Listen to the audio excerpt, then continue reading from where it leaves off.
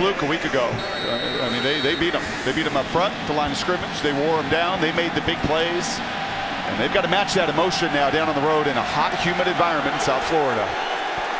Miami won the toss and deferred their option to the second half, so they'll start. Matchup advantage, and I feel like they do as well with that nickel position at Miami against one of the best slot guys in college football in Phillips. Two great security blankets for a dynamic quarterback. That's going to run the football to start. Eric Dungy, and he gets buried by Ken. Comes to total yardage. He loves to run it. He's a much better passer this season. Second down, there goes Strickland.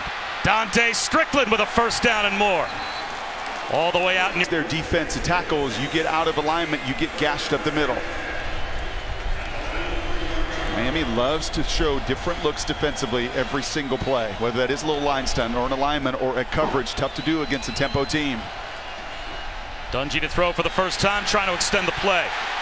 And barely gets it. Out of bounds near Ishmael. Shaq Quarterman tracked him down. It'll be second down and 10. That guy goes one direction. He is a 3-4 NFL middle linebacker, man, for the Steelers one day, where he is just nose to the ball, loves to attack, has started 18 consecutive games. He is the alpha right in the middle of that defense. Dungy under center with a hard count. And now the look over.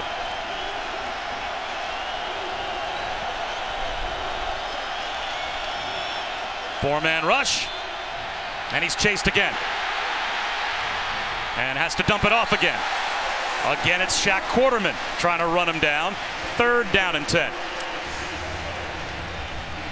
Pretty good coverage there. You know, Dungy, the one thing I'd like to see him continue to evolve is get to the second and third receiver. This is right to his nickel back there on a little option. Phillips, it was covered, but right behind him was a 15-yard in that eventually Dungy's going to stick in there and find. Looking to flush a move against a good D-line early. Screen tipped at the line, and it's intercepted. Demetrius Jackson had the ball and then lost it. It might have been taken back by Syracuse. It is Syracuse football, and that will most likely be a Syracuse first down if Demetrius Jackson was ruled to have possessed the ball. And what a play by Dungy here. This just speaks volumes for why his team and his teammates love him. There's some discussion here on the field with the pinstripes. The ball gets batted in the air, and you're going to see Dungy come in here and just rip it away from him. What a play. Still an interception on his ledger, which stinks as a QB, but you get the ball back in first down, and that just shows and to me typifies some of the guts and guile of this kid. We're going to look and document that jersey that's already mud, and it's going to continue to get muddy. His arms are going to get scratched up and bloodied and bruised because he is this offense. They go as he goes, and that time a heads-up play to rip away the football. I don't think I've ever seen that in 10 years of doing this. That goes down as a possession change. So this is technically now Syracuse's second offensive possession of the game at their own 38-yard line with a first down. Hand off to Strickland. Met and driven back. Sheldrick Redwine was there to bring him down. No gain on first down. I think Demetrius Jackson, that D-end's like, what just happened? I just tipped a ball, made a great play. Who is number 2? And why did he just come rip this thing out of my hands? But that's a 6'4", 225-pound quarterback that has matured as a player at that position and certainly physically as well. His only major offer out of high school, Syracuse. Now he's going to try a slant, and that one is dropped by Irvin Phillips. As Eric Dungy put on over 20 pounds in the offseason, he said he feels stronger. He feels like he can absorb hits a little bit. And his exact words were, I feel like maybe the defenders feel me. Yeah, I think that's the case right now. He's feeling some crowd noise here, and look at the line change. That looks like a hockey line change. Miami wholesale movement there in their front seven. Fresh rushers. Third down and 10. Even early. Listen to this place.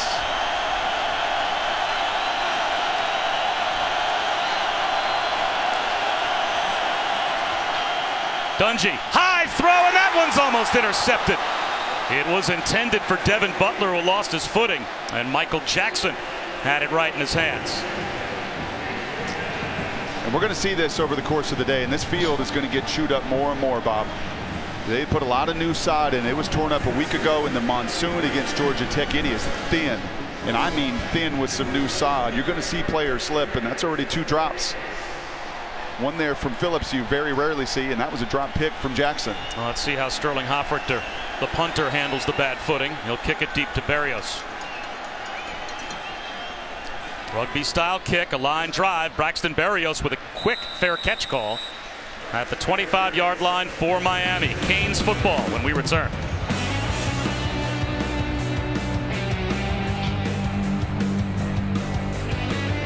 Possibly the biggest upset of this college football season so far. Last Friday night, Eric Dungey, 3 touchdowns, 66 yards on this one to Irvin Phillips. 7 games so far this season for the Syracuse defense. They've knocked the opposing quarterback out 4 times, including Kelly Bryant going down. 6 plays of 20 yards or more. The Orange outgained Clemson 440 yards to 317, and they win it 27-24. They beat a reigning national champion for the 3rd time in school history, and now looking for the first time for back-to-back wins against top 10 teams. But now they have to stop Travis Homer, Malik Rozier, and the Miami offense beginning at their own 25-yard line. Here's Homer on first down, breaking tackles, and what a job he has done taking over for the injured Mark Walton, the leading rusher for Miami, out for the season. And all Travis Homer did last week was gain 170 yards in what turned out to be a miracle win over Georgia Tech. Physical kid, and all those old Miami backs are going to be watching this thing today. You're going to like his physicality. There he goes again, easily picking up a first down. That has to be a security blanket for the quarterback to start off with 2 quick carries for Travis Homer. Maybe those guys up front took it personal from Mark Richt that we can't impose our will on anybody. This kid loves to impose his physical might, and 8 special teams tackles, fumble recovery. He loves covering kicks. They took him off of those teams. That's in his nature.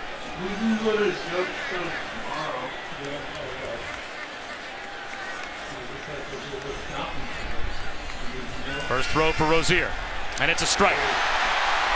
Amon Richards back in the lineup after being out off and on with a hamstring injury. He missed last week's game, but he's out there today, and he picks up a first down. Pretty easy pitch and catch. As a QB, you love a little inside run, moving the sticks twice, and then that's an inside slant to your game changer. And it's nice for Rozier to have Richards back. You see that unblemished is a starter. He's a winner. That's what he is. He's not overwhelming in any one physical trait, arm, speed, size. But he's been at his best when the games have mattered the most the last 2 weeks.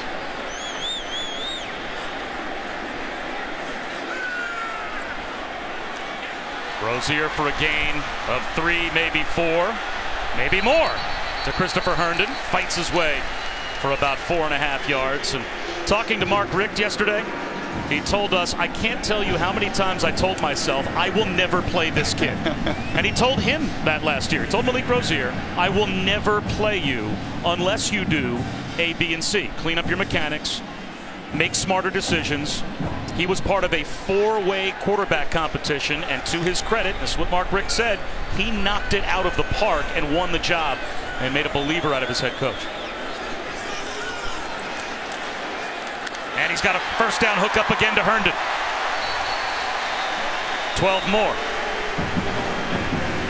Bob, I asked Rozier about what Mark Richt told him, and he said it was tough to hear, but he really had to change and relearn the philosophy that Mark Richt wanted. It was so different than the previous coaching staff. He said, I had to realize that instead of taking a shot or throwing a jump ball, I had to learn to just check it down and take the easy play. Easy play here to Travis Homer. Now, Brock, your favorite saying seems to be the crumbs lead to the cookie. Yep. And that is just taking the easy crumbs. That was the game-winning drive last week for Miami in the closing moments against Georgia Tech. One little screen after another, and all of a sudden a miracle catch. They're down at field goal range. And you could just watch his feet. You want to watch the evolution of a quarterback. And I think Dungey on the other side, too, is just watch their mechanics and their footwork and the timing of it. 3 precision passes, none of them very difficult, but all of them on time and all of them fundamentally sound. Syracuse brings 5. Rozier, quarterback run. Inside the 15-yard line. That's another UM first down. Yeah, this is textbook Mark Richt coming out now, scripting this beautifully. There's not a lot of gimmicks. They don't run a whole lot of formations and shifts and motions. What they do and what he believes in, the old school Mark Richt that's been around so long and won so many games, is it's about us. It's not about that opponent. We do and we execute what we have at a high level. And this is as good an opening drive as they've had this season.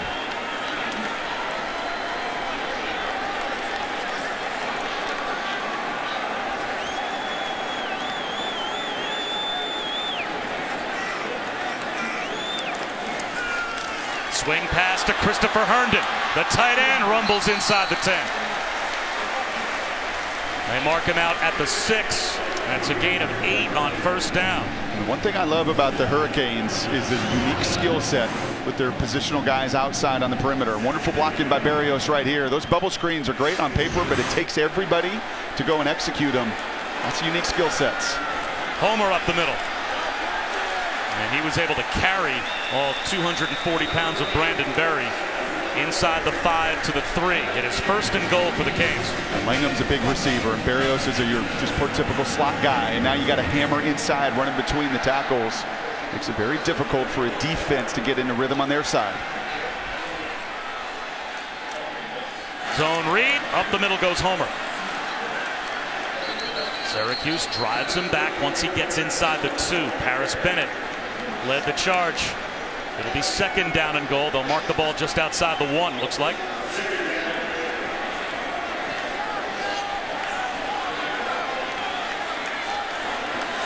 Homer again.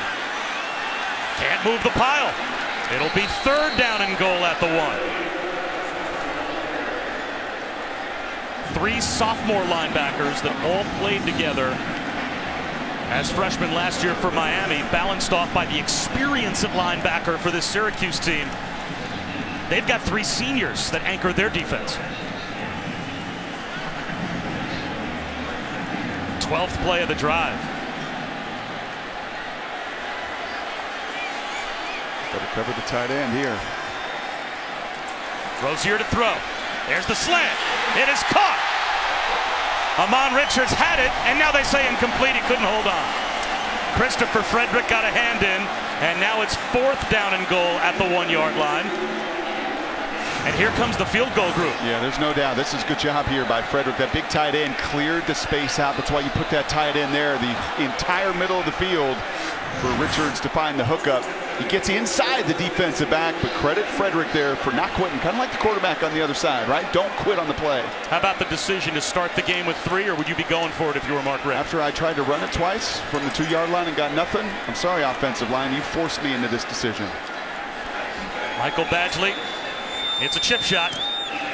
18 yards away, and it gets the Canes on the board. But that's a great stand at the goal line for Syracuse.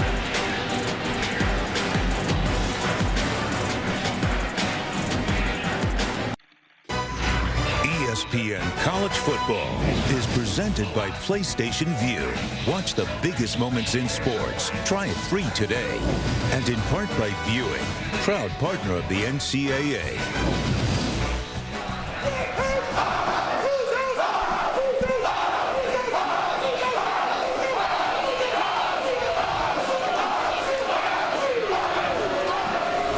Playing football and getting a big win and being on that guy's team looks like a lot of fun. And not bad. Bob Wischusen and Brock Ewert, Allison Williams. It's a 3-0 lead for Miami, but a win down inside the 5-yard line for that Syracuse defense. You made a good point. That win was on a Friday night, and I think that helps these guys regroup. All day Saturday to watch people celebrate a little bit and have a normal work week, get back to the business at hand, and that's trying to take care of a Miami team. And a start at the 25 after we have our first chance to say hi to Adnan Burke.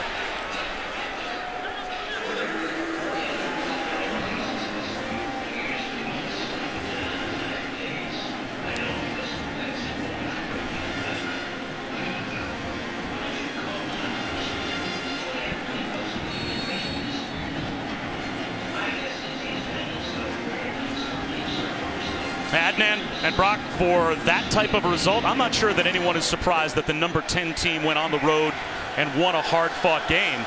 But did you see 13-10 in overtime coming between those two teams? Well, that is as unpredictable a result as you'll have today, at least in terms of the final score. Not necessarily who won, but I don't think anybody expected 23 total points yet to be scored between Oklahoma State and Texas as Mo Neal picks up 4 on first down. He gets another try and gets about 2 more.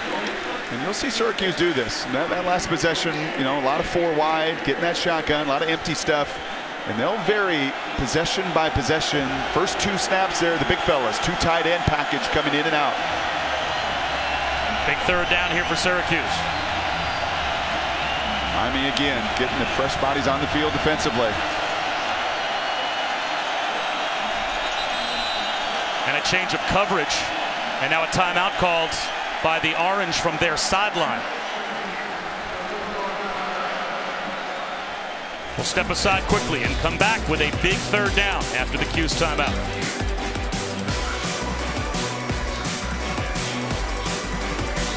Something our cameras caught on the sideline not long ago. There is an assistant coach handing Keaton Darney, the backup center, his helmet.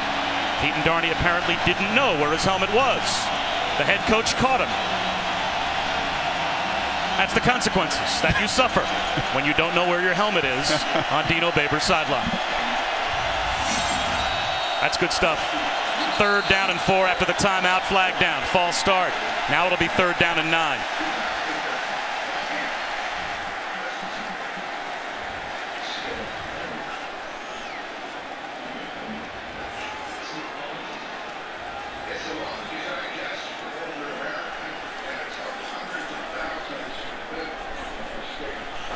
There's no foul for a false start. It'll be 3rd down. After a conversation, they pick the flag up. So it's still 3rd down and 4.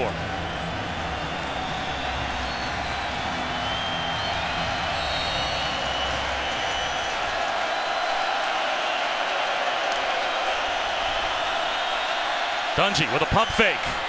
Low throw, scooped up by Ishmael. And that's a big catch for Syracuse to keep the drive alive. Finally getting to number 2 there. He was once again in that slot looking for Phillips, which is his go-to guy on 3rd down. Quick reset, get to number 2 in the progression. A wide open Ishmael there with a nice catch.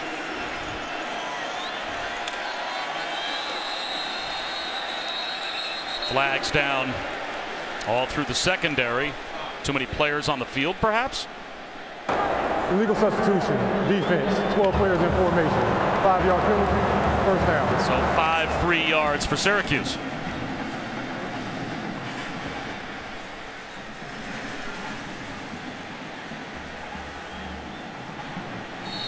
That's 12 guys on the field there for Manny Diaz. This is part of what you want to do. You want to do substitution wise, but you can do the count and tick them off. There's going to be 12 when it's all said and done. Just can't do it. You love to substitute. Got to get it right. They wanted a shovel pass, and it wasn't there. And Dungy pays the price. Ravion Pierce got tied up as Dungy wanted to shovel it forward to his tight end, and Michael Pinckney came in and helped bring down Dungy. Saw that a week ago against Clemson as well. He took some shots in that game. He's taken a few blows here, and this is one. Even on a shovel pass, just dump it at the feet. You've got to find a way there to throw it away. He already has when he's outside the pocket. That's one you have got to find to just dish it in the ground and avoid the negative play. 2nd down and 8 after the loss. Dungy again uses the stiff arm, throws it away. Now it will be 3rd down. R.J. McIntosh, who might be the most impactful player for the U on that defensive line, Brock, in pursuit. Yeah, these guys are loaded up front. Juniors and seniors and some talented kids, and I think one of the best D-line coaches in America. Got a chance to sit down yesterday with Craig Kuligowski, and you just study technique. Right? There's a lot of D-lines that just try to line up and run stunts. These guys understand the why behind it, the importance of the hand placement, the movement in those stunts. Kuligowski was a stud for 15 years at Mizzou, and he's bringing it to the U. 3rd down and 8. Zone read on 3rd down. Mo Neal to midfield and comes up at least 3 yards short of a 1st down. So Syracuse will have to kick it away. I don't know, Bob. You're talking about the nation's leader when it goes forward on 4th down. Yeah, not much of a consideration. Here comes the punt group. You have to kick it here. Don't tell Dino any have-tos, all right? We sat down with him last night. He's not in the business of have-tos in his entire career for Dino Babers. He doesn't have to do it the way everybody else does, and it's part of the reason he's found so much success in his career. I'm sorry, glad someone communicated to Coach Babers, you have to kick it here from midfield. Hoffrichter will try and change field position. End over end kick. Barrios calls for a fair catch. That's a good job by your punter, down to the 10-yard line. 40-yard punt, no return, Miami ball when we come back.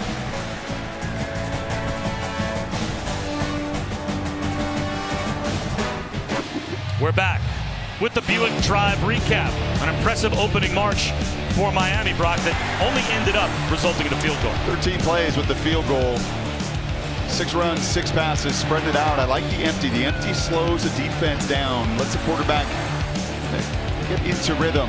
Not too many things you're thinking about. Everything you want right there. I mean, that is your situation. I say to you all the time, Bob. Coordinator's job is to get his playmakers a one-on-one. Their job is to win it. Everything you wanted there for Richards, just could not finish the touchdown reception. And they settle with the 3 points with Badgley. The Orange, though, now with field position on their side. Can they make it stand up? Play action. Rozier out of the pocket. Floats one down the sideline, in stride and dropped by Amon Richards. Miami misses a chance for a big play. There is a flag down back near the line of scrimmage.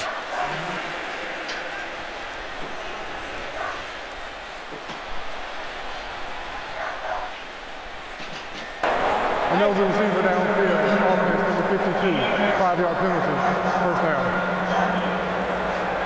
So Miami backs up 5 as we check in with Adnan.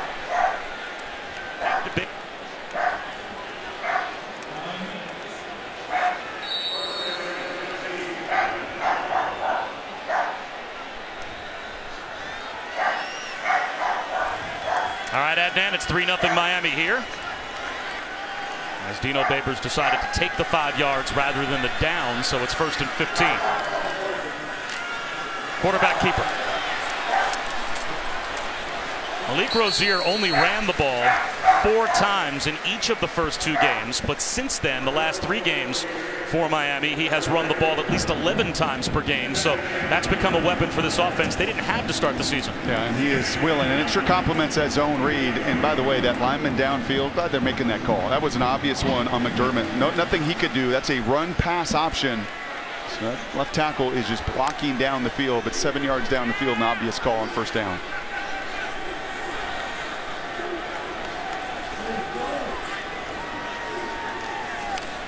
Travis Homer into the arms of Zaire Franklin and a couple of other Syracuse players after a gain of a couple. So now the 3rd down that the Syracuse defense wanted to get Miami into after the punt down to the 10-yard line. This is where they usually get exotic. They like their 3-man fronts, their blitzes. 3rd in America. And part of the reason they beat Clemson a week ago as well, this 3rd down defense. In the first half especially, they have been dominant. Just a 15% conversion rate in the first 30 minutes of a game, and a lot of it, and you'll see it, is trying to decipher and figure out the blitz of the week. 5 players near the line. They'll bring only 3, now a late 4th, and it's knocked down at the line. It was Zaire Franklin, the first 3-time captain in modern Syracuse football history. What a campaign he's had for the Orange. When he played as much ball as Zaire has, you get a little feel when you're rushing there. He can watch the windup of Rozier, and he knows if I can get my hands up in that lane, there's going to be a completion right behind that. It's going to be close to the first down to the tight end Herndon. But Franklin makes it a no-doubter, and once again, excellent on that 3rd down. So Zach Fiegels from his goal line with a wobbly kick. It bounces towards the Miami end zone inside their 40-yard line, out of bounds at the Miami 38. Boy, what a change of field position that is for Syracuse. A 25-yard punt. And tonight we'll have a big one in the Big Ten. College football playoff implications, to say the least. Number 19 Michigan taking on the Heisman hopeful Saquon Barkley and Penn State. It'll be a whiteout at Beaver Stadium. 7:30 Eastern on ABC, also on the ESPN app. Is he right now far and away your Heisman favorite, or maybe you have a little Bryce Love in the rearview mirror for Saquon Barkley? I think he is, but much like Clemson was my number 2 team far and away a week ago, I mean, it's going to be the beauty, Bob, I really think, of October, November this year. I mean, outside of Alabama, to say that you are convinced and you know anybody else, I think is foolish. Quarterback run for Eric Dungey. And this is a very important possession, isn't it, Brock? When you start at the plus 38 for Syracuse, this is a drive that almost has to result in points. It's a drive that they got to start possessing the ball if they want to get to their play count, which is about 75 and above. Where Dino Babers feels like it's advantage orange as it was a week ago against Clemson, then you have to possess the ball. You have to get these plays in the first 15 minutes of a game, and you can see the target. They're missing the pace right now. Dungey, wobbly throw to the sideline, and it's an easy interception for Michael Jackson. Not sure what Eric Dungey thought he saw, but it looked like that pass was almost intended for Jackson.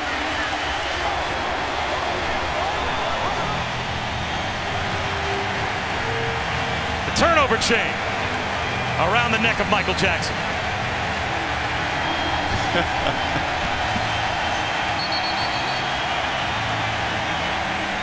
His second interception this season. That was a predetermined throw. That was a wheel route out of that trips concept, and he's trying to get his go-to guy, Phillips, involved. And that's a junior quarterback that right now has just got to read the field. That right now is just playing too fast. At this moment, right now, against this Miami team, the number 8 ranked in America, things are flying around Eric Dungey right now, and you're seeing some uncharacteristic decisions out of the junior. Rozier, swing pass, dropped by Homer. It'll be second down and 10. Get into that trip set to the field here, and this is a shot play.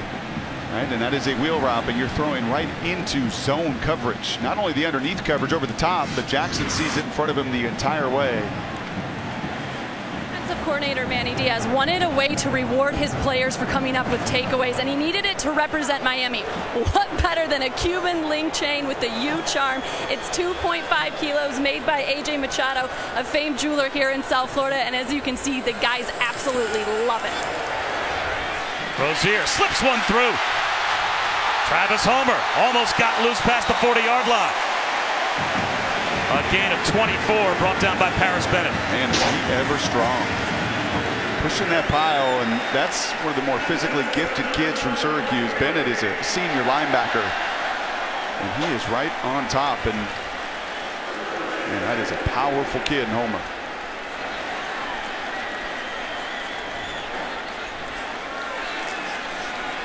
High throw again through the hands of Amon Richards. Dropped one on the last drive. He's really dropped 3. I mean, the touchdown there on that little slant was a contested one.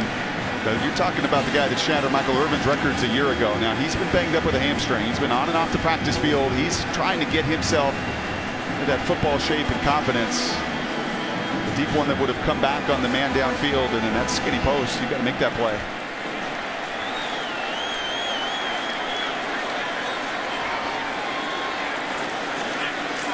Homer turned back at the 44. That's a gain of 4. Brings up a third down and 6 as we will go inside of a minute to go in the first quarter. And this front 7 is where Syracuse is different than the Syracuse team we saw last year against Notre Dame get gashed and lose 8 games and just physically up front. You know, they were nowhere near this size and stature.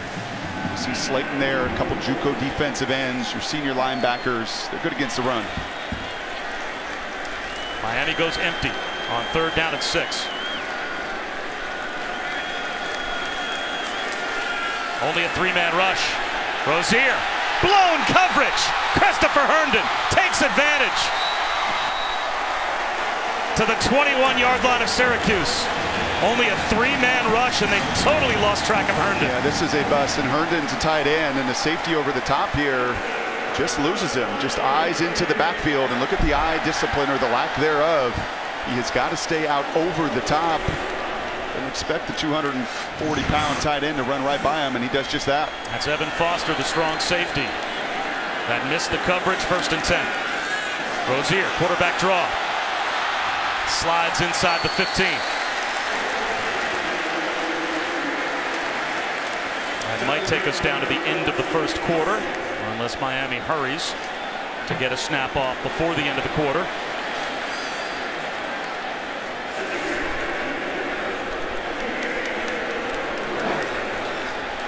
Rozier's set to go with 3 seconds on the clock. Big receiver.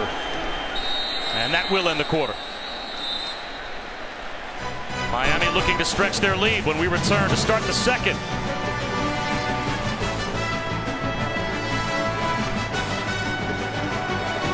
Welcome back to ESPN College Football, presented by PlayStation View. Set for the start of the second quarter. Bob Wischusen, Brock Ewart, Allison Williams.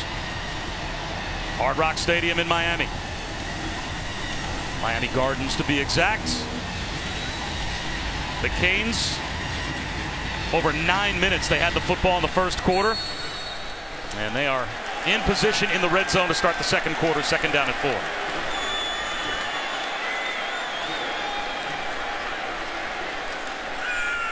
Screen to Herndon. Close to a first down. And it looks like he has it. It will be a first down just inside the 11. They're as good at that bubble screen as anybody in college football. And I think part of the reason is you've got some different guys catching it. That's a big tight end. Barrios is your little shifty guy. You've got running backs that'll get into empty, like Homer to the bottom of the screen. And if you give space, that's just like an outside toss sweep. They've really taken advantage of this season.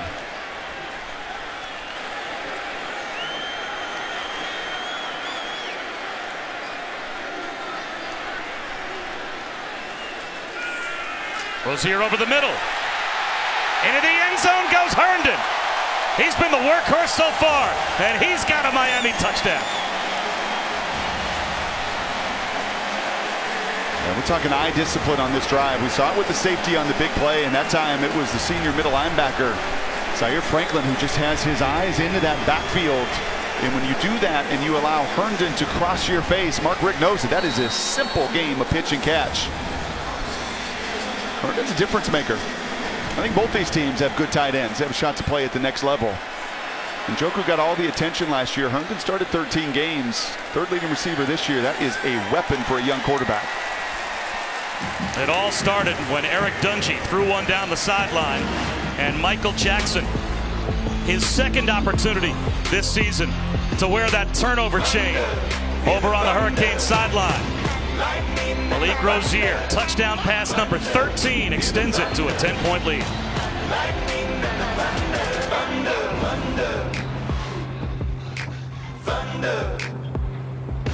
Big divisional battle brings us week 7 of Monday Night Football. Kirk Cousins and the Redskins taking on Carson Wentz and the 5-1 first place Eagles. Monday Night Countdown begins our coverage at 6 Eastern on ESPN. The game is also available in Spanish on ESPN2. Well, the first time that Miami got down inside the 10-yard line, actually down to the 1, Syracuse got a stop and forced a field goal. But they couldn't keep the Canes out of the end zone that time. And now a squib kick is taken by Chris Elmore. And good field position for Syracuse out close to their own 40-yard line after we check in with that now.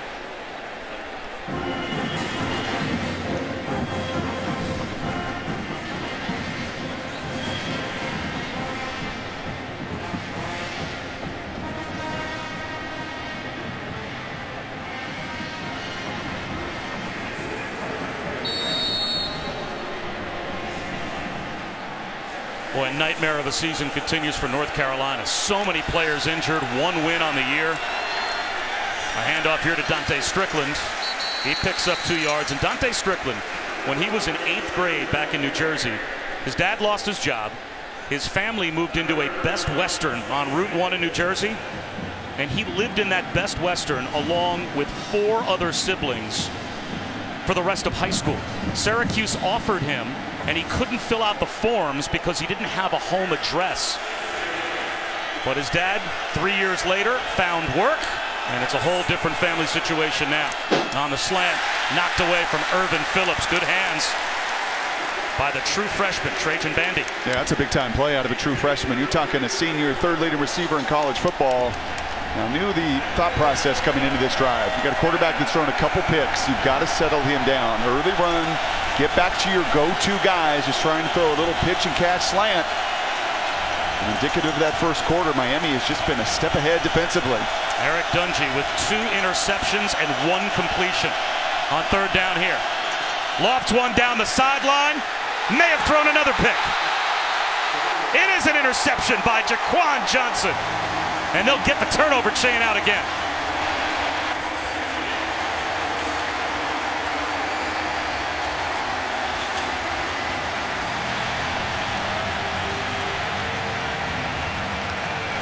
Here it comes.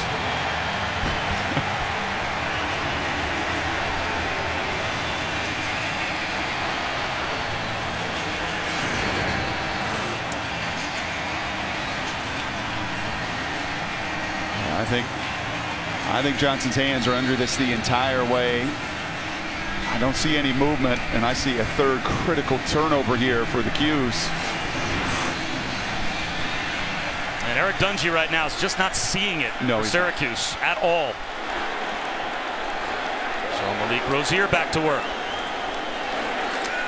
5-man rush. Checks one down to Travis Homer. He is hard to bring down. Anybody who's played the position knows there's times it can just be a blur, and this is simple, Bob. This is just a little slant route with a wheel, and look at it. Look how open this is going to become. I mean, everything is right in front of you here. It's just right here. I mean, just everything you want is right here. It's right in front of you. That is as easy as it gets, and instead you're thrown into three guys. Eric Dungy right now, this game is moving too fast for him. He has got to slow down and trust his reads.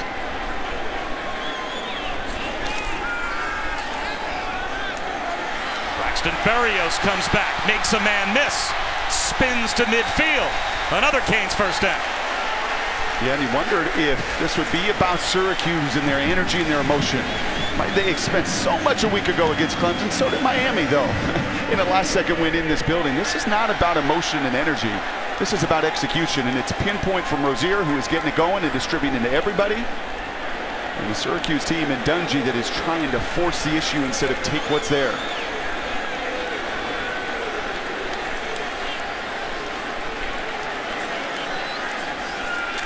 Delayed blitz. Easy pitch and catch from Han Richards. Hurdles a man inside the 30. A gain of 21.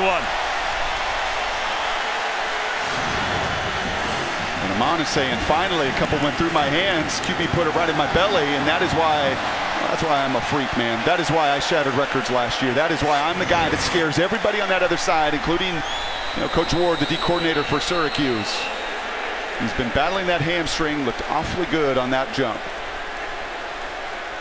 Jawan Dowles, part of an already banged up Syracuse secondary, is down. They're without starting cornerback Scoop Bradshaw today.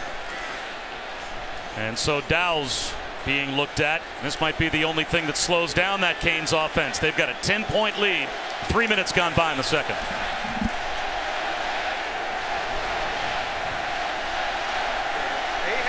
ESPN College Football is presented by PlayStation Vue. Watch the biggest moments in sports. Try it free today. And in part by Ford, going further so you can.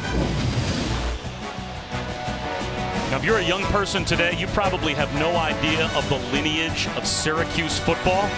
But Syracuse has put out one Hall of Famer after another, arguably going back to the greatest football player of all time, who of course made number 44 the number that it became, in Jim Brown. Yeah, their Hall of Fame team against anybody's? Against anybody's. How about the backs and tight ends alone? Named awards after those skill position players. And now they need their defense to bow up on first down at 10 for Miami. Seam route, wide open and dropped again by Amon Richards. It's his fourth drop here in the first half. Yeah, 12 of 17 now for Rozier, and that is 4 drops. I mean, no doubters. And that early pressure showed Rozier very quickly it was going to be a single high, man-to-man look there. And you're going to see Richards get right into that zone. It was actually a zone, a blitz zone there. This is what happens when you don't practice, right? I mean, when you miss in practice, not his fault with the hamstring, but this is really emblematic of a guy that's not been at full speed. And man, that guy can go, but he's got to finish. Swing pass. Again, it's the tight end, Christopher Herndon. Thrown down by Paris Bennett. About 2 yards shy of the first down, so a big third down coming, 3rd and 2, just outside the 20. And this is enormous for Syracuse defensively.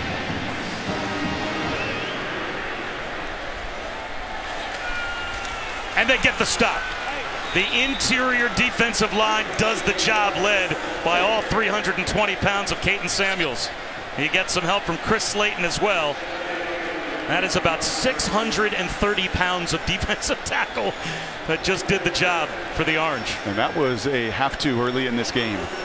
And these guys have played a ton of snaps. As much as Syracuse loves to focus on time of possession and outlasting their opponents, it's been Miami who has controlled this game and controlled possession. 39-yard field goal attempt on a sloppy field. Raining on and off for the last couple of days here in Miami.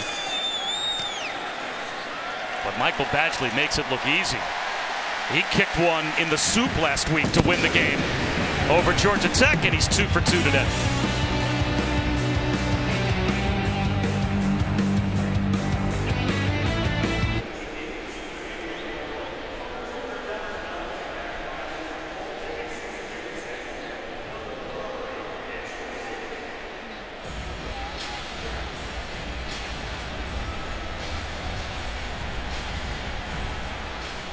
Adnan, it's a 13-0 lead for Mark Richt's team.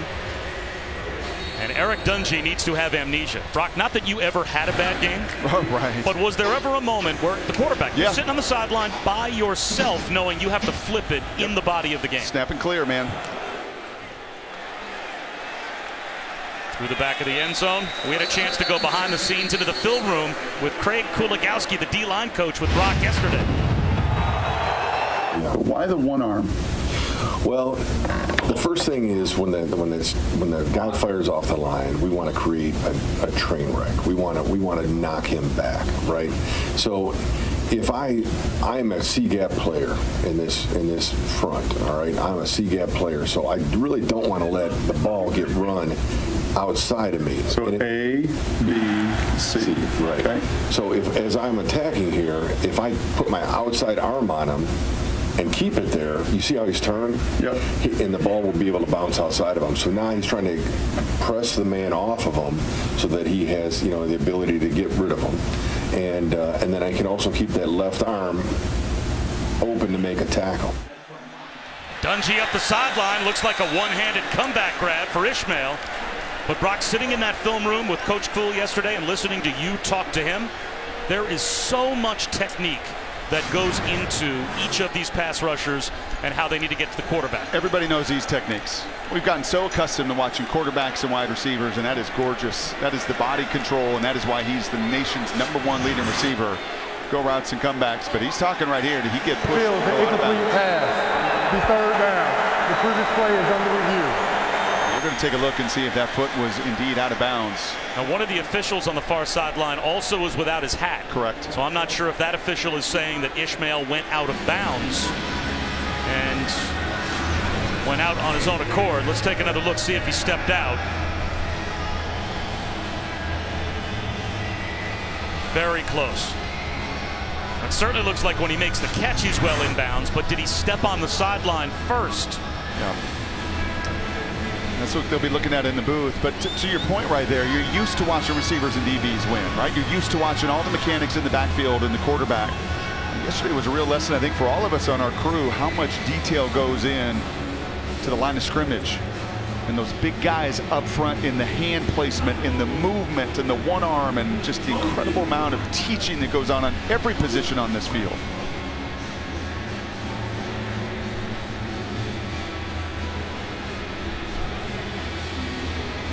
You had to know Ishmael was going to get involved. That's the other thing. You asked me earlier about the quarterback sitting by himself, but then it's the job of Dino Babers and his staff, and he's got a good one. Sean Lewis, coordinator, say, okay, let's get him comfortable and let's go back to throwing go routes, hitch routes, comebacks. And from that view, I just don't. And he's reestablished. So if he went out earlier and got pushed out, he's come back in, reestablished himself. Did he get pushed out? And that's probably the discussion that they had on the sideline, and then came the ruling of incomplete pass. So it has to be indisputable that he stayed on the field in order for them to overturn A call that Syracuse desperately needs to have overturned. Right now, is there any quarterback in the country that needs a completion worse than Eric Dungey? Yeah, 3 interceptions in the first 20 minutes of a game.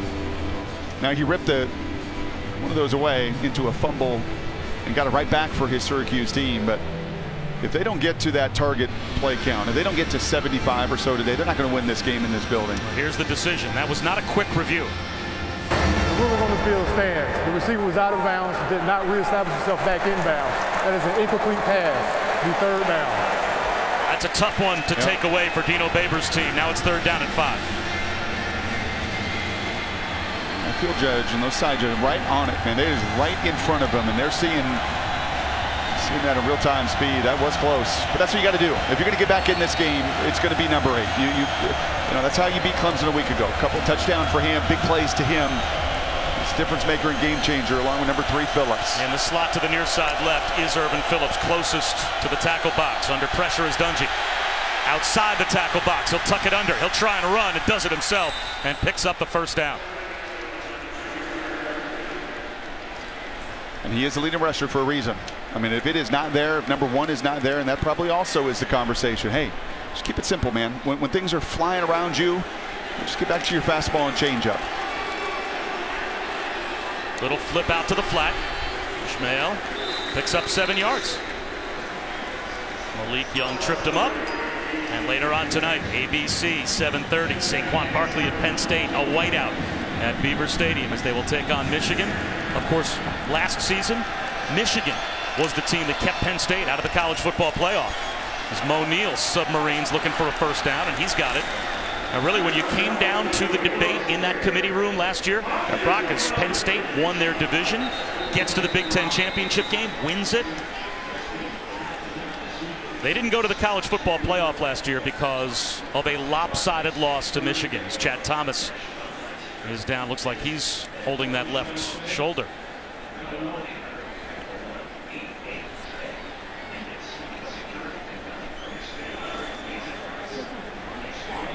As good as this defensive line is for Miami as well, Chad Thomas has been one of the most impactful players. He has a tackle for loss in every game so far this season. 6 on the year. And he was the player we were talking about with Coach Kuligowski right there that was so good fundamentally. And he was recruited here as a 3-4 outside linebacker. Coach Kuligowski has had some stars through his years in Missouri. Plenty of Tigers went into the 1st round of the NFL draft under his teaching and tutelage. And he said of Thomas, 270 pounds and a unique change of direction, a skill set that the NFL certainly loves and covets. And I think on this play, he is in the tackle, and that arm just gets caught underneath. It's a power run play by Syracuse. He sets the edge of it, and you're going to see him, number 9, right here. He's in the melee. His arm just gets caught under that pile as it falls on top of him.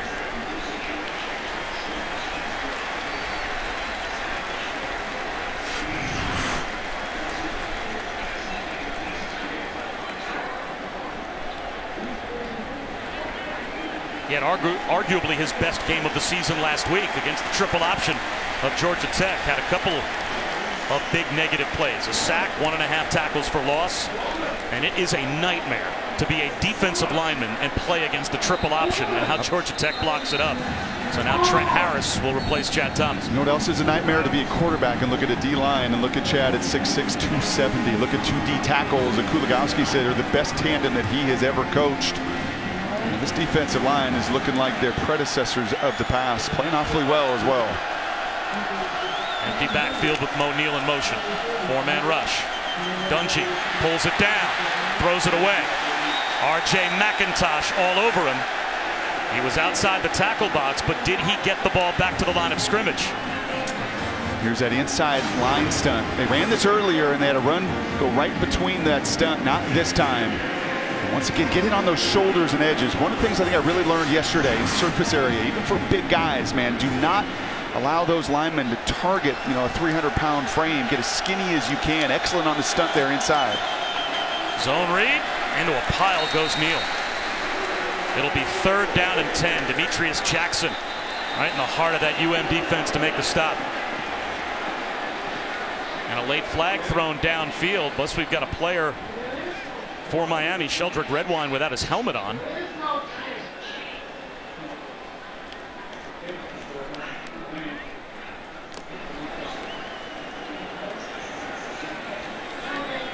So an altercation away from the play. Looked like it was Devin Butler that got tied After up the at play, red line. personal foul, offense, number 6, illegal roughness, 15-yard penalty, be second down, third down. Number 25 does not have to leave the game. Number 22 does not have to leave the game. Yeah, it's going to be right here. You're going to see the extracurricular activities really from both. But I think ripping the helmet off there is going to draw a 15-yard penalty. That is a killer for Syracuse. Ravion Pierce costs his team 15 yards when they had gotten out to midfield. Now they were facing 3rd down and 10, but now it's 3rd down and 25. And I would think if you're Miami here, I'm playing a safety right over the top of Ishmael. I'm not allowing even one of those go routes to be thrown. Dungy up the seam, wide open. Irvin Phillips, he's got a first down. On 3rd and 25, they leave Irvin Phillips alone. And Syracuse makes Miami pay. Well, they had a safety over the top of Ishmael, but they didn't have anybody covering the slot. Toss to Dante Strickland.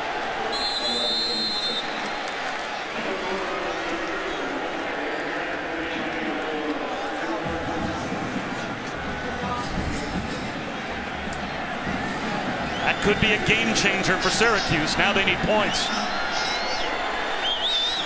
Up the middle goes Strickland, into the secondary. Spins inside the 20, down to the 16-yard line. You're starting to see the rhythm and tempo, and be careful. It could be just one play, a busted coverage sometimes, and a quarterback that is struggling to get in confidence going can in a hurry. Strickland again. You were watching that tape of the Friday night game against Clemson, and you talked about the pace of the Syracuse offense and how Clemson had no chance to get set half the time. Yeah, look at the safety help over the top, and in so doing, it leaves a wide open receiver right there. Yeah, you've got all the attention to the top of the field. That is unsound defense. Here's Phillips on a screen. Very close to a first down. Is it 1st and goal? Let's see where they spot the football. It looks like it is. And Irvin Phillips shaken up. He heads to the sideline. 1st and goal at the 6. Miami better hurry to get off the field. Now they're allowed to substitute because Phillips went off. There you go. So the officials, now they're offsides, as the officials did step away and allow Dante Strickland to run the football. Mark Richt was trying to call a timeout. He's out on the field. He's furious that the officials stepped away and allowed play to begin while his team was still substituting. Irvin Phillips ran off the field, which means Syracuse substitute. Before the play, timeout, Miami, they're first. So Miami got the timeout, but I'm sure Mark Richt's argument is Syracuse substituted, I'm allowed to substitute.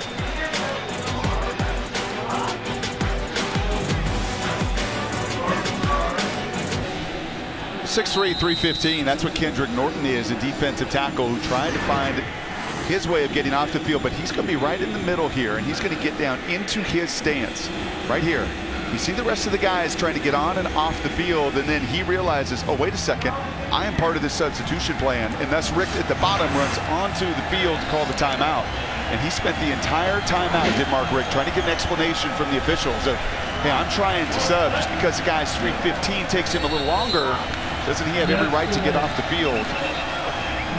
Once you get down into that stance, it's going to be some of the judgment there of that umpire standing over the ball that you give the other group enough time to sub.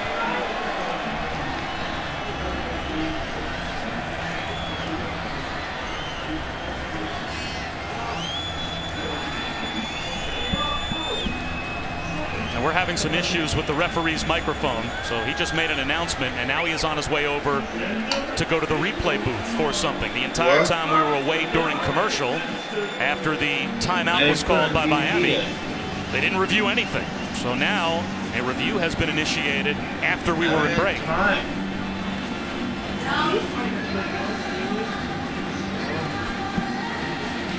What?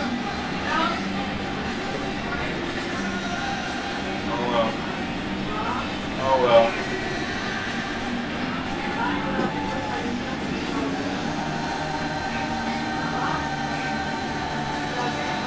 Well, it's a long delay with the timeout called by Miami defensively. Now something being looked at by the replay booth. A chance for the Miami defense to catch their breath as Syracuse is still waiting to run a first and goal play from the 6-yard line, and they are going back to take a look at the previous play to make sure that they've got the ball spotted correctly. To Urban Phillips on that little swing route to the sidelines and the boundary. They marked him down at the 6-yard line, immediately said it was a first down.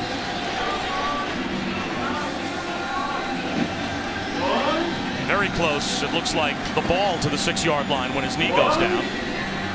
I think you make a very valid point, and you saw the emotion of Dino Babers over on that sideline saying, come on, guys. After review, the runner was down prior to reaching the line of the game. It would be 3rd and 1 at the 7-yard line. So they're now going to take the ball and say that what you just saw was indisputable video evidence to say that the call on the field was incorrect. This now changes it from 1st and goal at the 6 to 3rd down and 1 at the 7. And your guess is as good as ours why they didn't review that while we were away during our commercial break. But now it is 3rd down and 1 at the 7, and this completely changes the situation for this Syracuse offense. A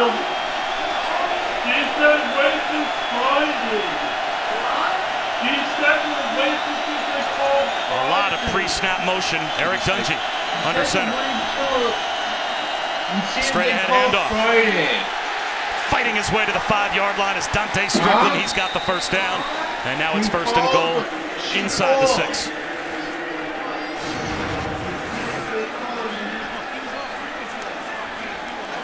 That is all want to, as much as you celebrate Homer on the other side. That is running through the tackle in the backfield of Pinckney. He does not miss many of those. The weak side linebacker for Miami reads it, triggers it, gets into the backfield. Just can't make the tackle behind the line. Play action for Dungy. Rolling out. Has to throw it away. It feels choppy, doesn't it? That whole situation and arrangement there. And the timeout, does the timeout come back on the board? I know that's some of the discussion right now being had. That play ever happened? And if you're Dino Babers, you're frustrated saying, I'm a tempo team, I'm a rhythm team. Okay, if you're going to make that call and you're going to come down to review, then make that call. This team is based on speed and tempo and timing. Dungy on a keeper. Inside the 5. Demetrius Traxon helped to drag him down, and now again some pushing and shoving after the play is over. It'll be 3rd down, or rather, see where they mark the football. At about the 5-yard line, yes. 3rd down and goal. That's pretty good quickness and speed on that defensive line. Jackson in particular, 250 pounds, reading the inside run. Fast enough to drag down the quarterback. Huge play for Syracuse offense, struggles in the red zone. Dungy lobs one to the front pylon. Incomplete, Ishmael. It looked like he wasn't able to survive all the way through the contact to the ground with Malik Young there in coverage, and Ishmael is shaken up.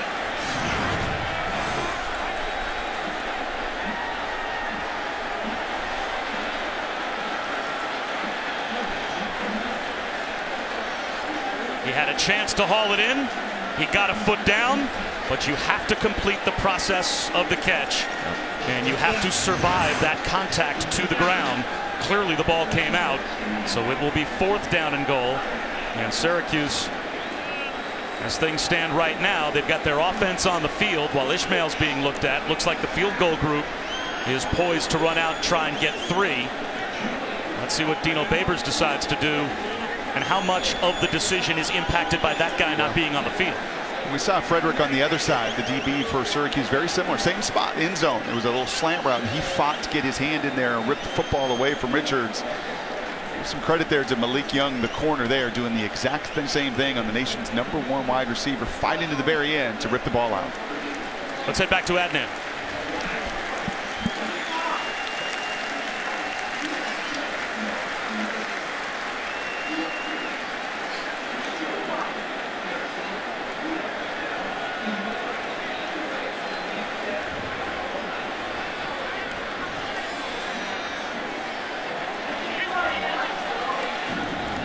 Adnan, it's 13-0 Miami here. 4th down and goal at the 5.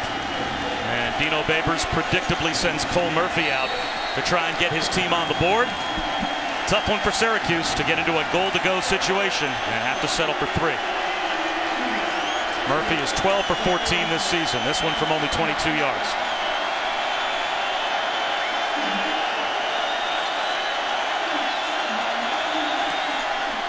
So the Canes get a red zone stop on defense. Syracuse is on the board, and the Miami lead is now 10.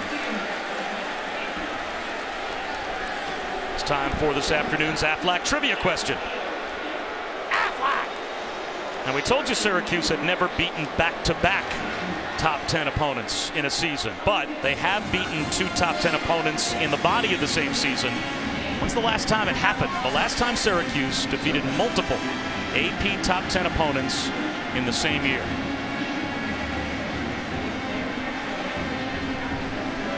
Was I alive?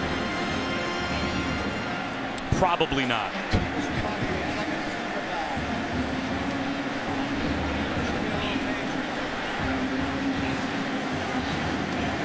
Syracuse alive after that drive. That was a must. They only got 3, but the 3rd and 25 pitch and catch to Irvin Phillips to keep the drive alive. If you're a quarterback and now you're Dungy sitting over on the sideline, how much differently do you feel about the game moving forward than when you were by yourself before that drive with 3 picks on the board? Yeah, and you feel like, okay, we can do our stuff. You know, we can run it a little bit. You know, if we can get into rhythm and get those chains moving, and I can play a little bit of pitch and catch, our stuff works.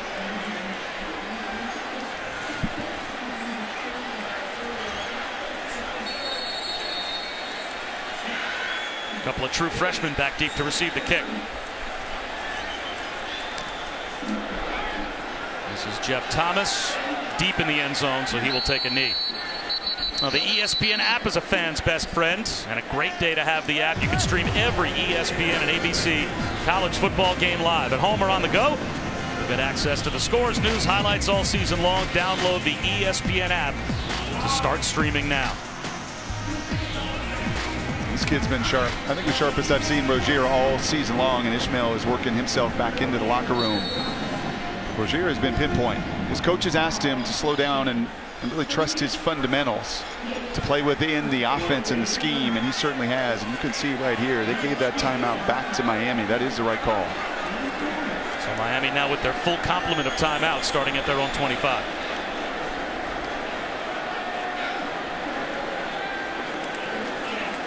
Travis Homer tries to run wide, and he is met for at least a 2-yard loss. Paris Bennett helped out Zaire Franklin on the stop. It'll be 2nd down and 12. I think there's something to be said, Bob, about these officials as well. When you play and you're refereeing 2 teams with tremendous pace, not only for us in a broadcast to do all that we want to do, but it's just for those guys as well to function within what they've got to do with two systems that don't huddle up. They have got to be on it. And it felt like a little bit there for the Zebras just reacting. And when you're reacting against this kind of speed, whether you're playing against it or you're officiating, it can be difficult. Miami rolls their coverage. They bring a blitz. Rozier down the sideline. Amon Richards has it. What a throw from Malik Rozier. Right down the chimney over the shoulder of Christopher Frederick. And this guy changes things for this system. He's the one that strikes fear into the opponents, and that's a pretty good job by Frederick, actually pushing him out into the boundary, but a perfect throw. I mean, you can't place it any better. A flick of the wrist there from Rozier, 40 yards down the field. But there's a part of both of those guys saying, finally a real easy game of pitch and catch. 3 drops already for Richards on the afternoon. Rozier almost threw an interception. Scott Patchen, who, by the way, on the depth chart is listed as a defensive end, looked like one there, lining up at tight end. And he just didn't turn his head around to locate the football, and it sailed past him. We saw that on tape yesterday. Rozier put it off the face of one of his receivers. It's a really good teaching element to get out of a break. And I'm going to throw it early with some anticipation. Better in practice, though, than in games.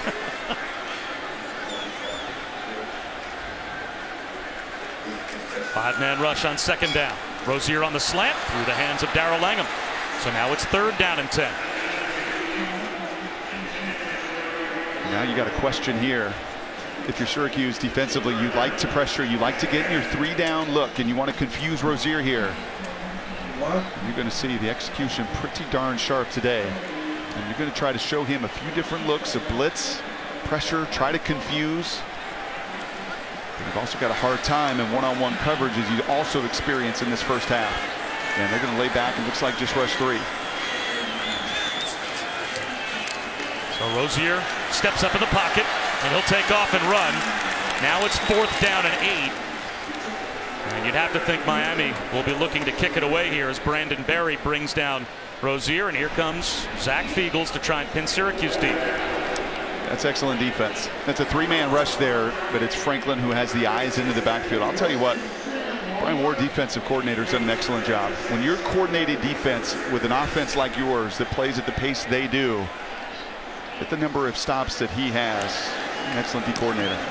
Wobbly kick from Fiegels. It's going to bounce down inside the 10-yard line and work out perfectly for Miami. It'll roll dead at the 2. So Syracuse has the ball back coming off of the field goal drive, down by 10. Time to answer our Aflac trivia question. When was the last time Syracuse defeated multiple AP top 10 opponents in the same season? Back in the 1959 National Championship season, they beat Penn State and Texas, both ranked well inside the top 10, only 2 years before Brock Eward was born. Why did you even hesitate when I asked for the hint? Because you don't look that good. 59? Yeah, when someone looks at you, though, they're thinking that that's kind of the range where you may have been born. Right.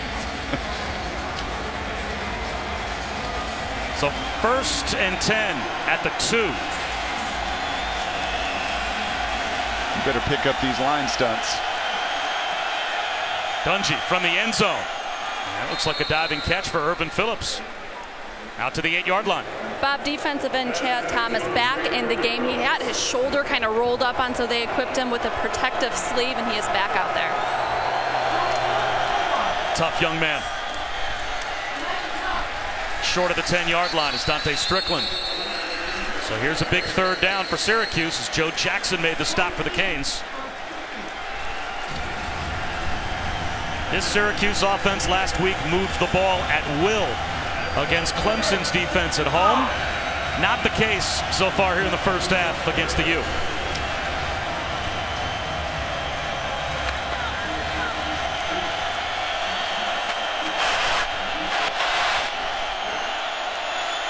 Dungy. Irvin Phillips. Looks like he got the first down. He was past the line to gain and then reversed field and took him back, I think himself shy of the first down marker before eventually stretching the ball out, brought down by Javonte D.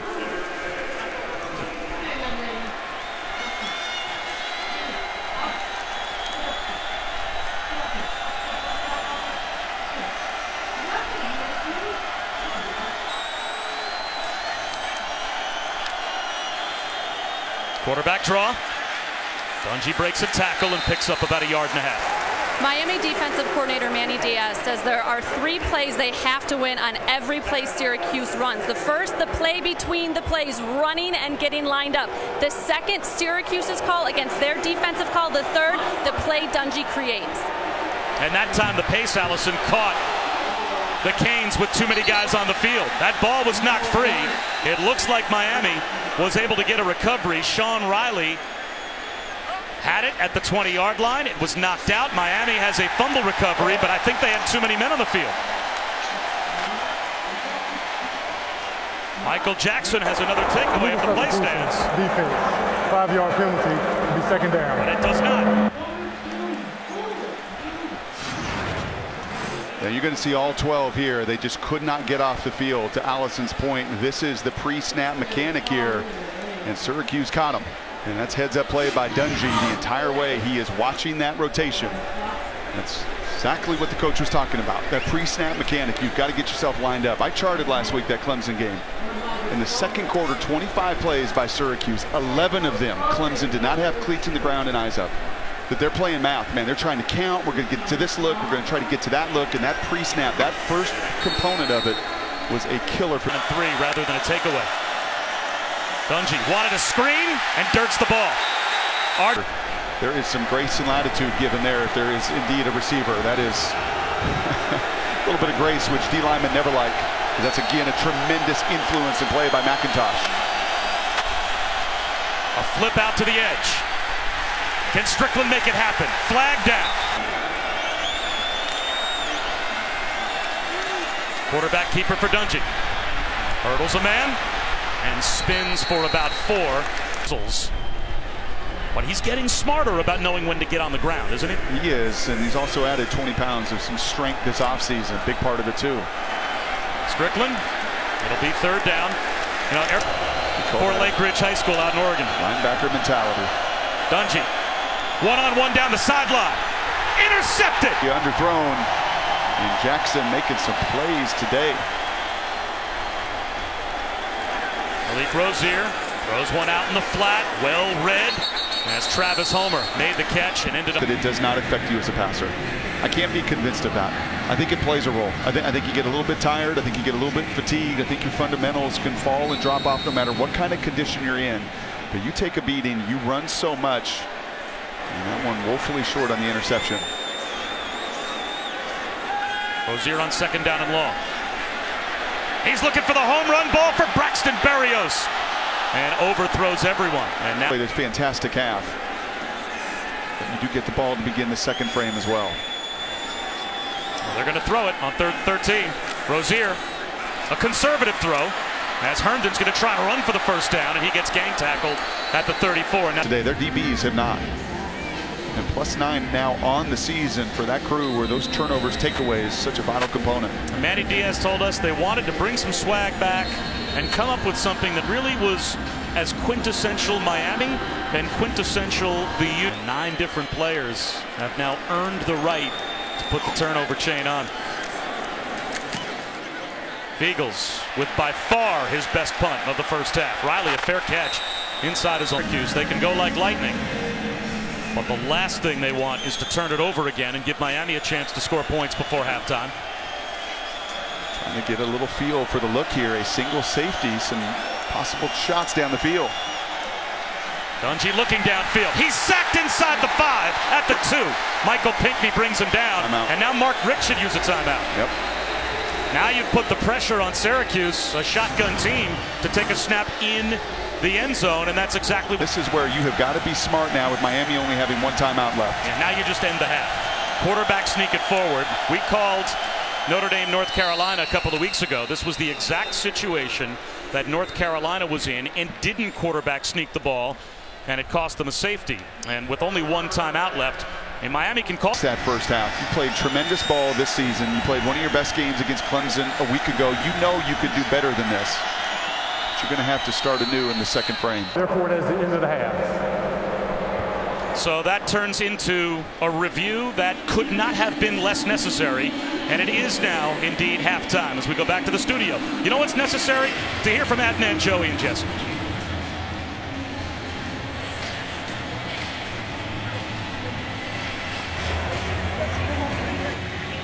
At halftime, if I'm Eric, and I'm telling every one of those defensive guys, hey, go get me a 3 and out. You guys were unbelievable that 1st half. You've given me a shot here in this 2nd half. Go get a 3 and out. Let me turn this thing around. This one returnable to start the 3rd quarter for Jeff Thomas, and he can fly if he gets a lane. Met, though, at the 26-yard. That if it were not for several dropped passes, 4 that we counted in the 1st half by Miami, this could be a 24-3 game.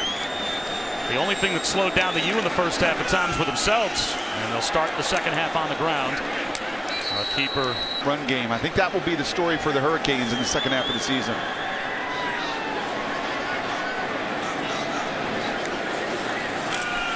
Zone read. Homer breaks a tackle. And he's got a 1st down with that 1 giveaway in the 1st half on the bang-bang play. But 4 giveaways the entire season. So Malik Rozier, who has only thrown 3 interceptions against 13 touchdown passes to the air here. And on the slant, it's protect the football. One-handed grab. The tight end, Christopher Herndon, has another 1st down. Reception for Herndon. What a half a play. What a weapon. It's one thing to throw bubble screens to slot guys. It's another to a big old tight end like this. Same play, different side of the field. Brought down after a gain of maybe. Oh, obviously the attention, the higher upside for Njoku, but Herndon's a good one.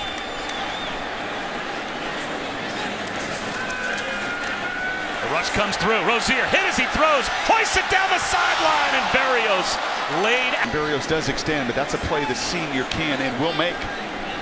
3rd down and 9. Can Syracuse get another stop on 3rd down? They rush only 3. Delayed blitz. Rozier pump fake, and he's going to go down at the 45-yard line. Chris Slayton, 10 yards and a touchdown. How much better would his numbers look if Miami caught the football? Fair catch at the 8. Carry in that first half for Strickland. I think you're going to see Sean Lewis, offensive coordinator, Dino Babers, try to find a little bit more in the run game unless they start 2 backs. Slant route, 1st down, catch made by Irvin Phillips. Half trying to give it a go. You know this game means so much to him. He is from North Miami Beach. His parents are watching him play in a college game for the first time, so he wanted to get back. Through the first 7 weeks of the season, so about as valuable a weapon as Syracuse has, back on the field playing in front of mom and dad in person for the first time. Dungy with a fake, tried to slip one out to the edge, and yeah, he could have put the necklace on. He's a difference maker up front. Strickland has a step. Inside the 40, down to the Miami. They stay with the hot hand. This time he's turned back. And what's pretty remarkable, Pat's heaving on the other side. You're playing into the hands, the advantage of Syracuse. Here comes the blitz. Dungy flips it out to Irvin Phillips, who on the 4th down might be a go-for-it situation. There's the slant, short of the 1st down. Devin Butler. And now Dungy looks over.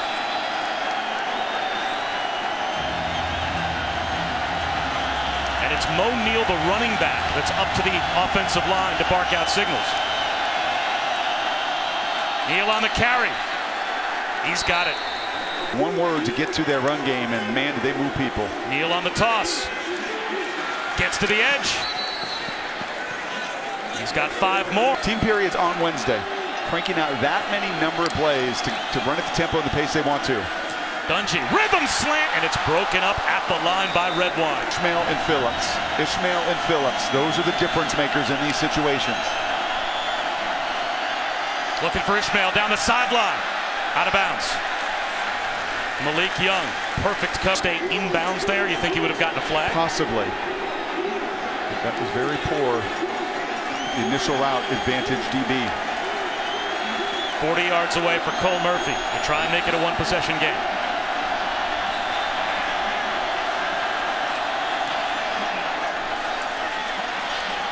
He's got it. The kick after his plant foot went right out from under him, and he slipped and fell, but still managed to knock it through from 40 yards away. And now we've got a 1-possession game again with 8:55 to go in the 3rd quarter. Bob Wischusen, Brock Ewart, Allison Williams here at Hard Rock Stadium. Returnable for Jeff Thomas from the goal line. Stays in bounds and squeezes out about. And Lee Corso put the Nittany Lion hat on this morning. He put on the lion head as Rozier drops back. Wide open check down to Deontay Mullins. Easy pitch and catch. That had to be a coverage bust. Tremendous protection against the pressure.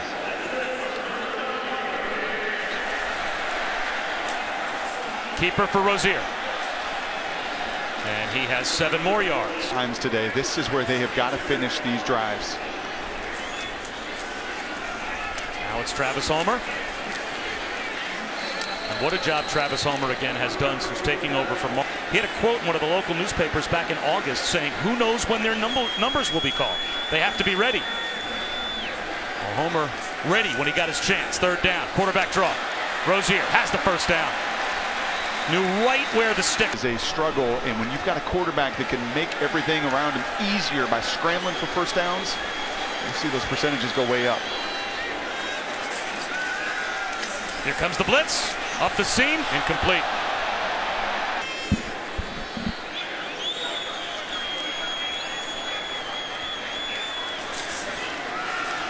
Sweep to the left to Travis Homer. Turns the corner. Harris Bennett rode him here in the 2nd half of the season.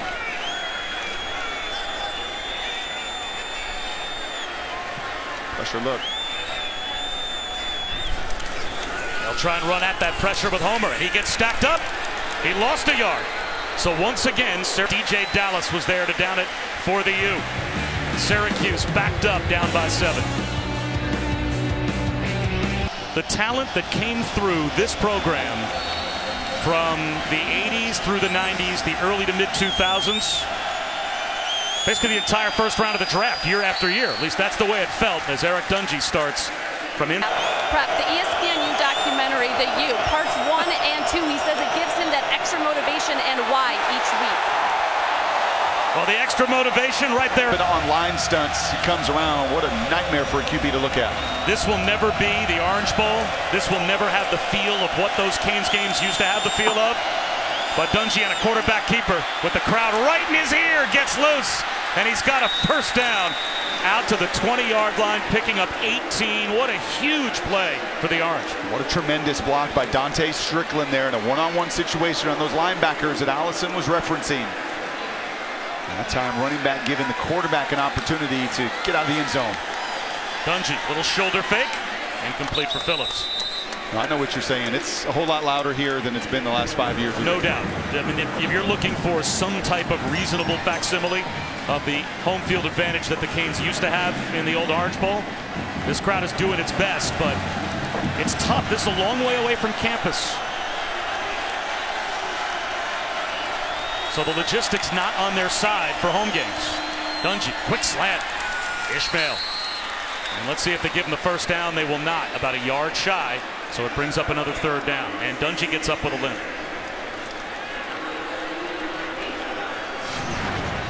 Yeah, you're going to see here at the end of the play another pressure look here from Miami.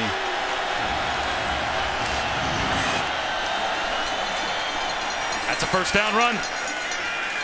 They play power football right up the middle, and Dante Strickland has another first down, another third down conversion.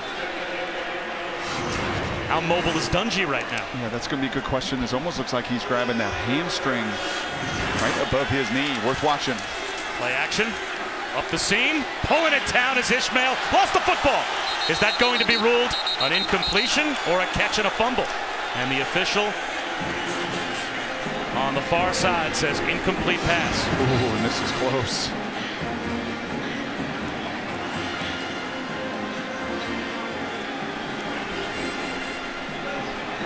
Very close. Very close. Will replay buzz down and want to take another look as to whether or not Ishmael caught the ball and made a football move before it came out to their recovery by the Canes. The cuse, they get the snap off. And now it'll be third down and 10. That pass intended for Irvin Phillips. It's just a little much, and you can see Dungey jumping around. He knows he had him. You know, there's a great conversation I was watching during the timeout. Dino Babers and that little receiver Phillips. I think with the field conditions, trying to be too cute on these options, I think they said to heck with it. Let me just run right by them, and they did right there. And that's when Dino knows his QB2, he can hit. Third down and 10.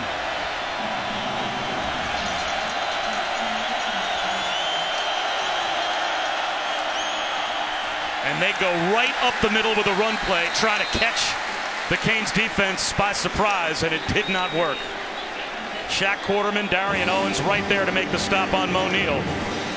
And that was an easy third down stop for the Miami defense. That's two pretty conservative third down calls by both head coaches. And I think Dino there is expecting some pressure, and they've hit it against some of those line stunts, some inside runs. Not that time. Linebackers stayed home. Good job there for both Pinckney and Quarterman. Sterling Hofrichter on the punt. End over end. Berrios on the dead run. All the way out to the 46-yard line. That rugby-style kick doesn't work too well if you can't get the ball on the ground to the sideline.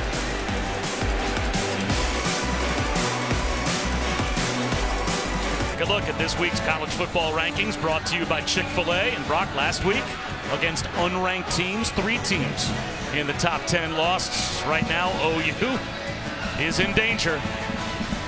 It is not easy to go to the Little Apple, and Oklahoma knows it. Right now they trail 21-10. Oklahoma State surviving in overtime as well, and just 13 points for the Cowboys today. Miami ranked 8th, moving up into the top 10 for the first time this season this week. And they have the second longest win streak active right now in college football.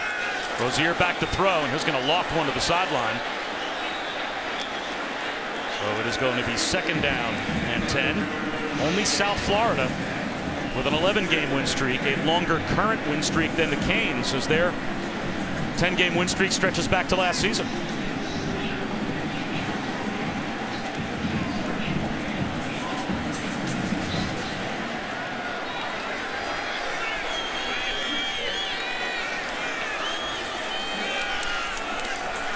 Homer, 5 yards shy of the first down. They cross the 50 again, but it's 3rd down. Yeah, for the 7th time now, but it's been the run defense of Syracuse in a bunch of these moments. Rose up to the occasion there on the goal line, back-to-back snaps. And this is a little bit of what Mark Richt is talking about.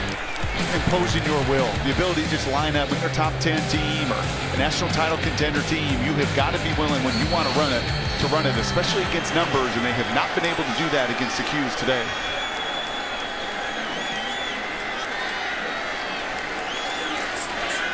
Here comes the blitz. Rozier wide open up the seam. He's got the freshman, Jeff Thomas, into the end zone. That's a Canes touchdown.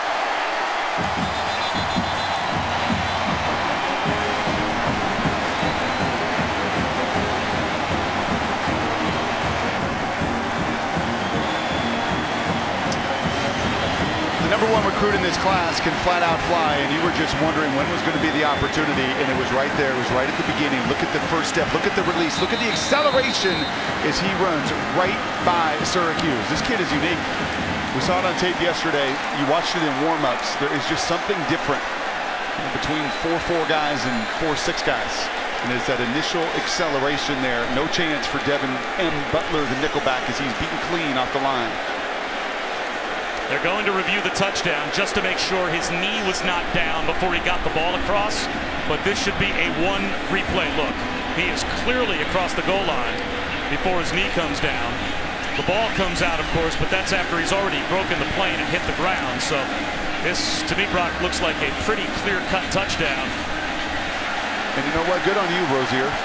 Instead of trying to be perfect, and we saw this last week, and O'Korn, I know you're probably at the stadium getting ready for Penn State tonight, but he missed a few for Michigan last week.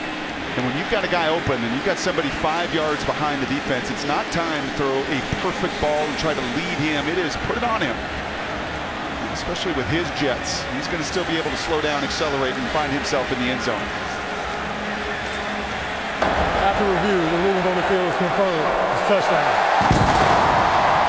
When Jeff Thomas went up against the other best players in high school in America in the Under Armour All-American game, all he did was catch 2 touchdowns and 148 total yards. He was the MVP of that game. And when we were watching Miami's offense on tape, you immediately said, whoa, watch number 4. He just has a different gear than almost anyone on the field. It's like that guy you golf with. There's those that hit 250, 260-yard drives, and then those that can blast at 300. That kid can blast. We haven't played together. How'd you know that about him?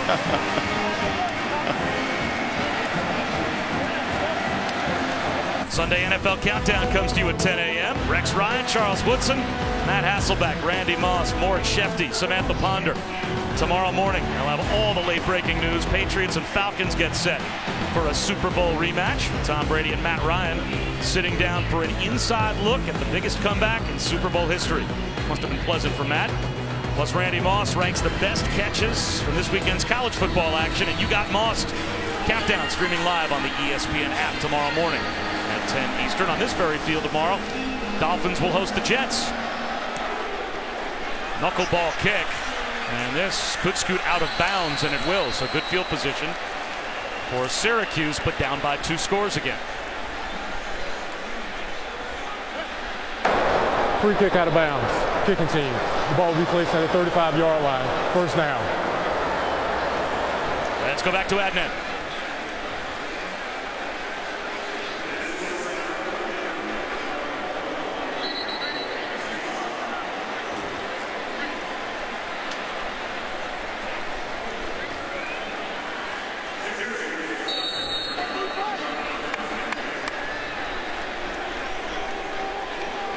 lower scoring game than we expected. 20-6, Miami on top of Syracuse. Orange starting at their own 35. And they'll start on the ground with Mo Neal. And he picks up 8 yards on first down. Dino Babers knelt in front of his wide receivers group, pointed to each one and said, I need you to make a play. He said, we'll keep running inside if we have to, but we want to find you guys on the outside. They got to start winning their one-on-ones. Well, they're going to have a chance on third down now as Mo Neal gets stood up and driven back. So third down and short with Trent Harris and Pat Bethel combining on the tackle. Yeah, Irvin Phillips, 5 receptions on 12 targets. Steve Ishmael, 3 receptions on 9 targets. And that is with a little bit of a rebuilt and remade secondary for the Hurricanes.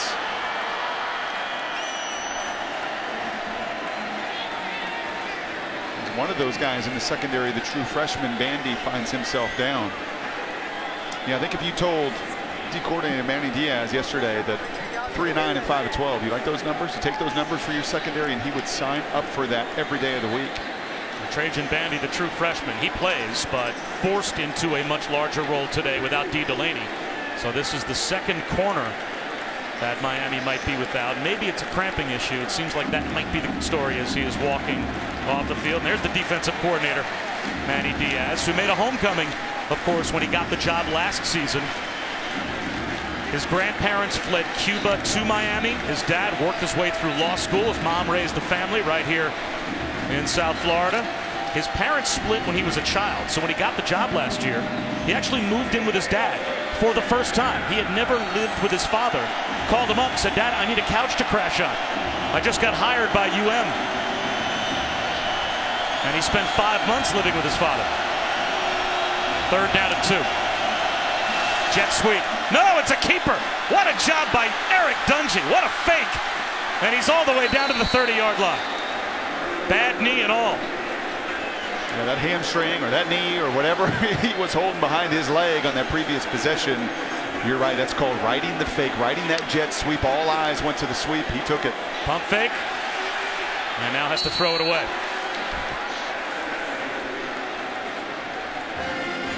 That is that eye discipline you'll hear Manny Diaz and every defensive coordinator talk about. You got to have it.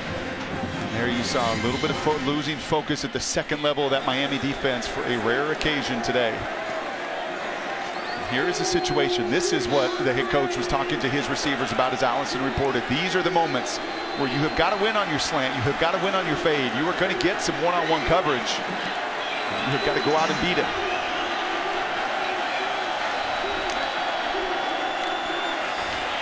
There goes Dungy again.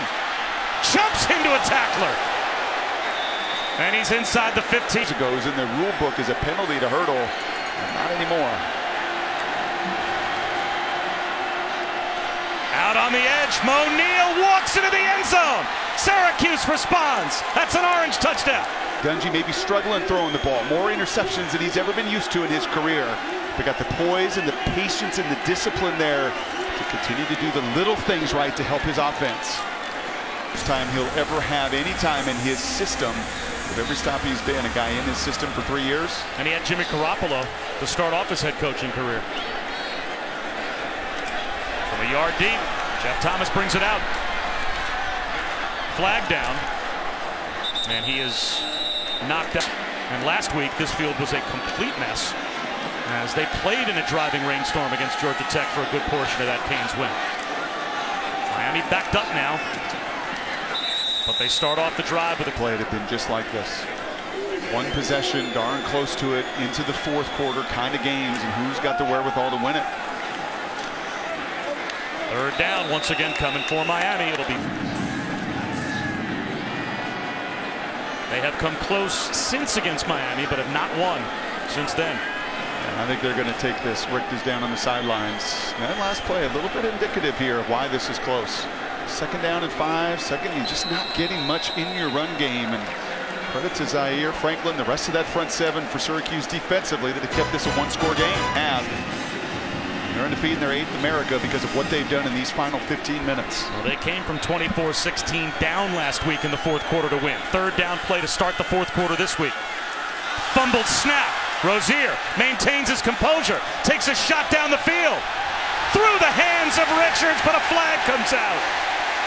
Christopher Fred. Inside got in the building after they picked the flag up was good on the officials.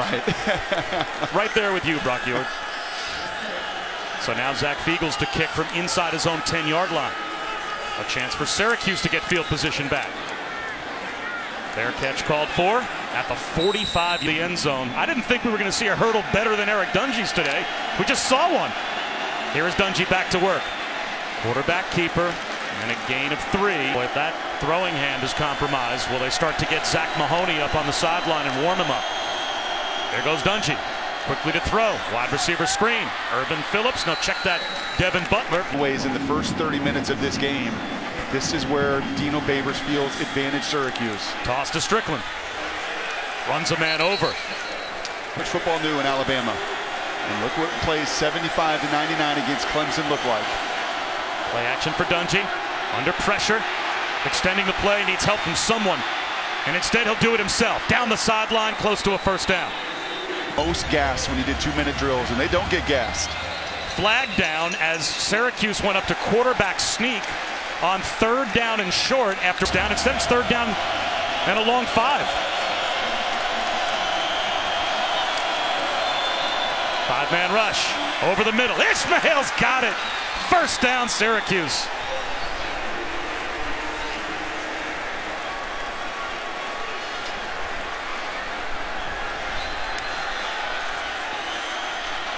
Quarterback keeper again. Dungy bypassed the wall. And everything he's got.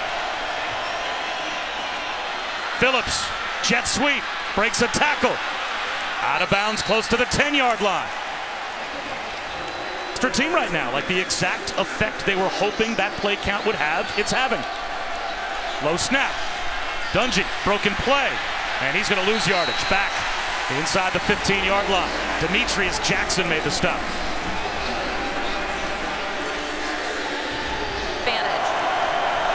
We'll see how it plays out. 2nd down and goal now, but back near the 15. Another low snap. Dungy, he's going to go down again. And now the Canes benefit Syracuse as the team that's behind, taking all the time off the clock, but that's what they did. 3rd and goal after the Syracuse timeout, a timeout that they may need later on. Are they going to throw the ball in the end zone from the 24-yard line, or will they protect the field goal and try and draw that much closer? Well, you got a single safety, and you've got Ishmael and Phillips to the bottom of the screen, set up for the little vertical concept.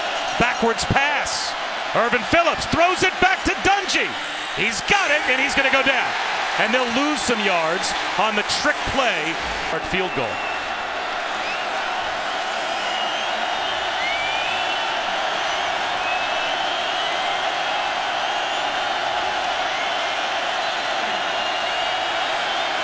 Cole Murphy keeps his footing this time and knocks it right down the middle. A memory lane for you. You and Shambi living down here as roommates way back when. We did spend some quality time together down here. That's Brock Ewart. I'm Bob Wischusen. Allison Williams, the only innocent member of our crew. Down on the field, Jeff Thomas from inside the 1. Breaks a tackle. He's got a different gear if he can turn the corner. Really good field position. Midway to late October. And only 10 days away from the first college football playoff rankings being released. And Miami hold on and win another close game. They're trying against Syracuse, and they'll start this drive on the ground. And a gain of a couple. Work in progress. And to me, where is the tight end? Where has Christopher Herndon gone? Was such a weapon for you in that first half with 8 receptions up and down the field. Got to find him.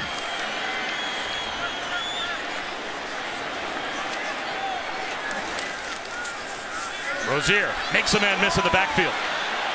Throws, and he's got a hookup. Richards, first down. Quick screen out to Berrios, but out in front of him. So looking offense when he's on the field. He's playing through it now.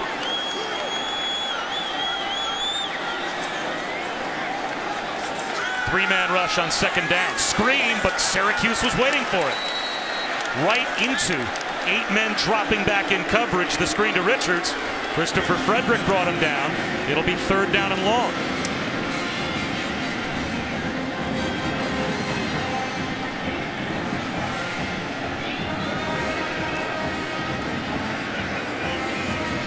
Richards coming off the field like many guys today. Bumps, bruises, a lot of sore bodies, lots of snaps, but an awfully big third down. Well, replaced by Darrell Langham, who barely has played today, but he had the 2 biggest catches of the last 2 wins for Miami. Rozier under some pressure, flushed out. He's going to try and run for it, and gets tripped up. Chris Slayton saved what would have been a scramble for a first down, and now what does Miami do? Like they're going to go for it. Or maybe they'll milk the clock as far as they can and then call a timeout. And with 16 on the play clock, Mark Richt is going to call timeout now. Surprised he didn't take the maximum amount of time off the clock before calling a timeout. It's been tough footing for kickers, and so Mark Richt bypassing. What do you think, Brock? Going for it, and going empty here. No run pass option.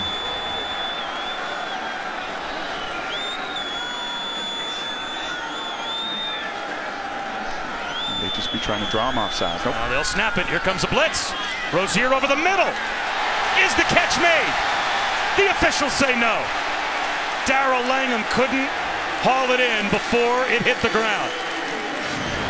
And Syracuse gets the turnover on downs.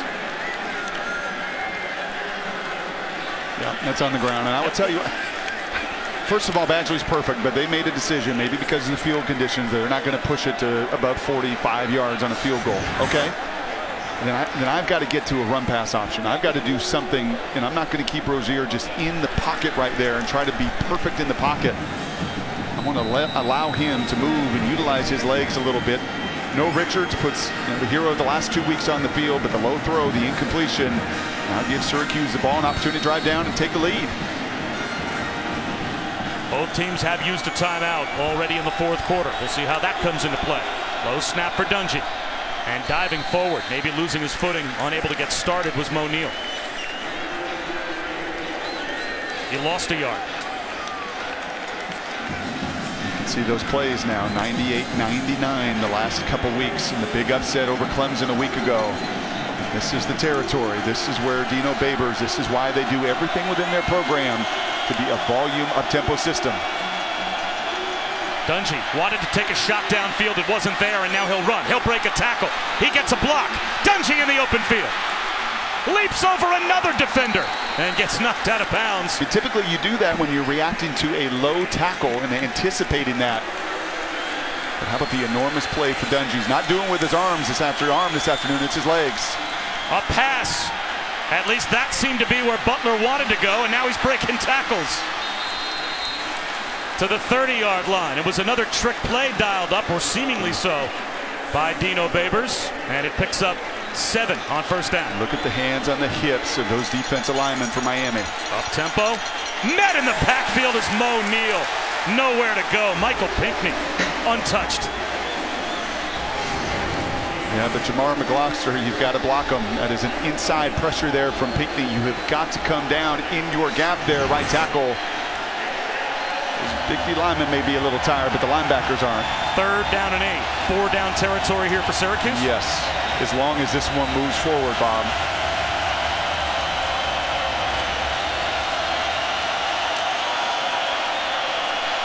Dungy, one-on-one down the sideline, incomplete. And a 1-point game with 5.5 minutes to go. Cole Murphy has made 3 in his career from 50 plus, but his career long 51. So on this field, a career long, can he do it? It's online with room to spare. Wow. We got ourselves a good one. And Barrett also streaming live on the ESPN app late night after Pac-12 After Dark. A 1-point game now in Miami. Jeff Thomas delayed for a moment, now brings it out. And that costs the Canes. He goes down at the 15-yard line. Special. 5:18 to go. Both teams with 2 timeouts. And Malik Rozier now starts from his own 15-yard line.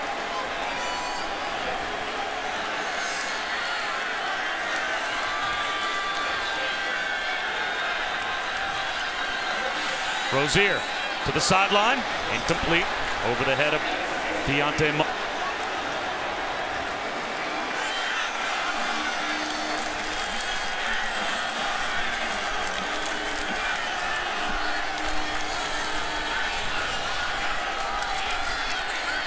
slant. The freshman Jeff Thomas makes another big catch. A really nice job by Rozier here to manipulate the passing lane. That was a defensive end that was dropping right into it, and you have got to find either before or after that end to throw that tight slant. Is this now the time where Miami should slow things down offensively? Yeah, and I think you will see them do some of that. Milk the play clock. Syracuse with 2 timeouts left, so 3 more first downs could end the game.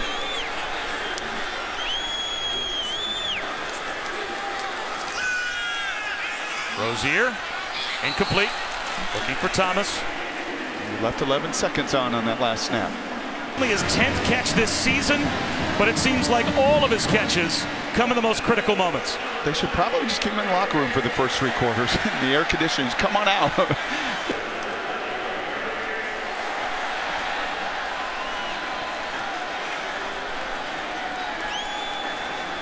.22 on the play clock when they snap it this time. Find a way to win, and Malik Rozier said the same thing. He said we went from hoping and praying we will win to believing we will win. Karam shot, Todd. Because if you're going to be holding on to those pads, and we see it every week, that is going to be the trigger for those officials to make that call. See when Dino Babers decides to use his timeouts. Rozier back to throw, under pressure. He looked like he wanted to go deep. And now he's going to throw a wobbly one to the sideline. That's almost. And we went from hoping and praying we will win to believing we will win. Karam shot. And be holding on to those pads, and we see it every week. That is going to be the trigger for those officials to make that call. See when Dino Babers decides to use his timeouts. Rozier back to throw, under pressure. He looked like he wanted to go deep. And now he's going to throw a wobbly one to the sideline. That's almost intercepted by Rodney Williams. That's what separates the 8th team in America, who has made them in the final minutes. Syracuse, who has not. Back to the ground. There goes Travis Homer. Touchdown. But trust me, McDermott was the difference for Homer to find the end zone.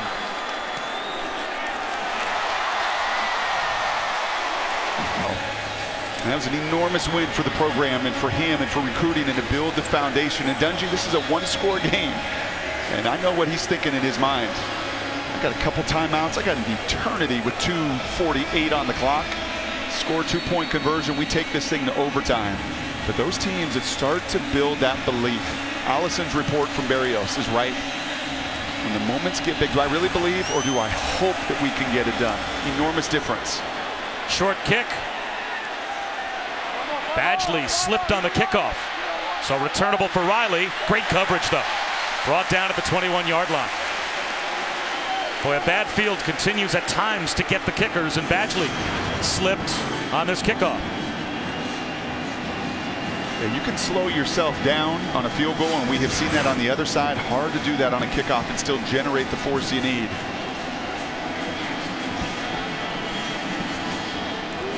The positives far outweigh the negatives for Miami. They just scored a touchdown. But very interesting now to see what Syracuse can do with the football, as there's a lot more time on the clock than there needed to be when Miami kept snapping the ball with 20 plus on the play clock. Dungy tries to get it started and does in stride. It's Butler out across the 40-yard line. Miami says we are who we are. Manny Diaz brings pressure. Not going to play soft. Not going to play prevent. That was man-to-man coverage. And a nice pitch and catch from Dungy.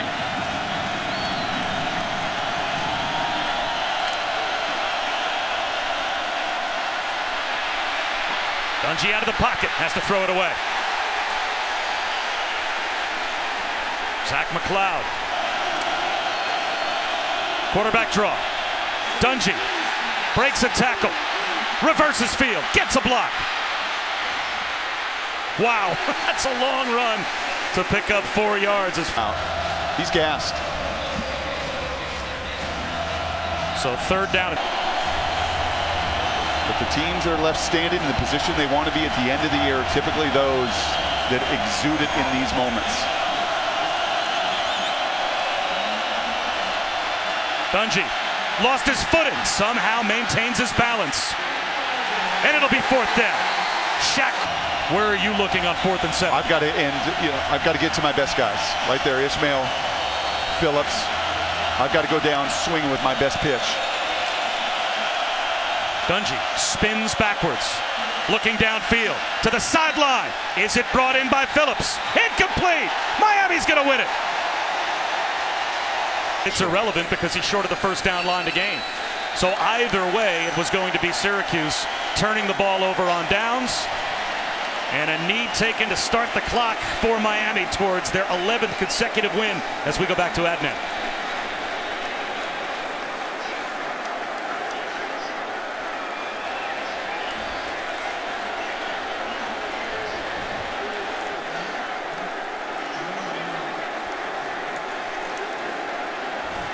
One.